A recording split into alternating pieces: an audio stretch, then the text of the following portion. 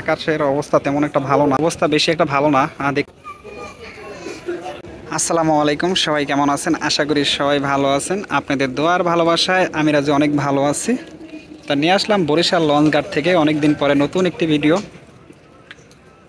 আজকে বরিশাল লঞ্চ ঘাটে কিন্তু এই মুহূর্তে দুইটা লঞ্চ আছে, কিন্তু আজকে কিন্তু যাতায়াত বন্ধ থাকবে।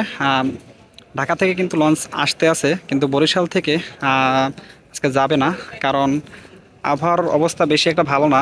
দেখতে পারতেছেন আকাশে অনেক মেঘ, তারপরে কিন্তু বৃষ্টি হইতে আছে, অনেক তুফান। আর নদীতে কিন্তু মোটামুটি বেশ অনেক পানি উঠতে আছে জোয়ারে, এমনকি যে বৃষ্টির পানিও করতে পারতেছে না। সেই কারণে কিন্তু আহ, কর্তৃপক্ষ লঞ্চ বন্ধ রাখছে বরিশাল থেকে। বরিশাল ঘাটে কিন্তু আছে এম খান 7 আছে। এম খান 7-এর সাথে আরও একটি লঞ্চ আছে। মোট কিন্তু ঘাটে দুইটা লঞ্চই আছে। আছে কুয়াকাটা 2, কুয়াকাটা 2 আর এম খান 7 কিন্তু আজকে বরিশাল ঘাটেই থাকবে।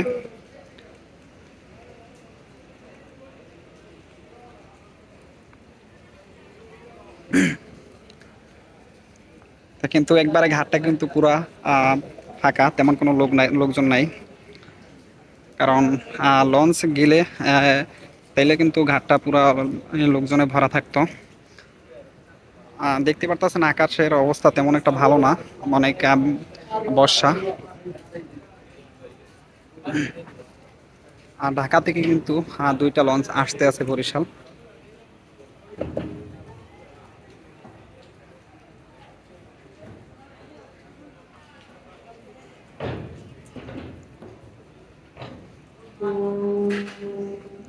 আজকে সারাদিন ধরেই কিন্তু অনেক বৃষ্টি।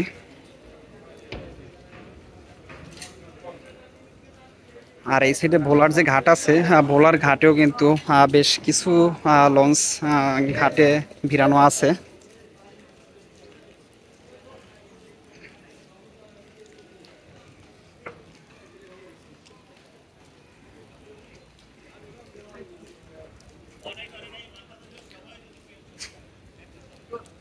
কারণ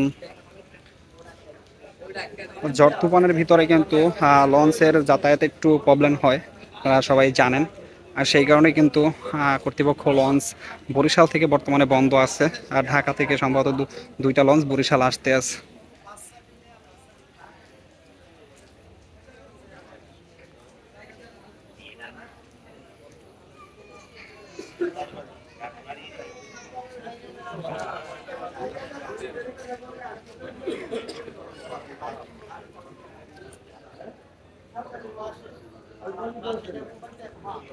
তো সবাই ভালো থাকবেন, সুস্থ থাকবেন। আল্লাহ হাফেজ।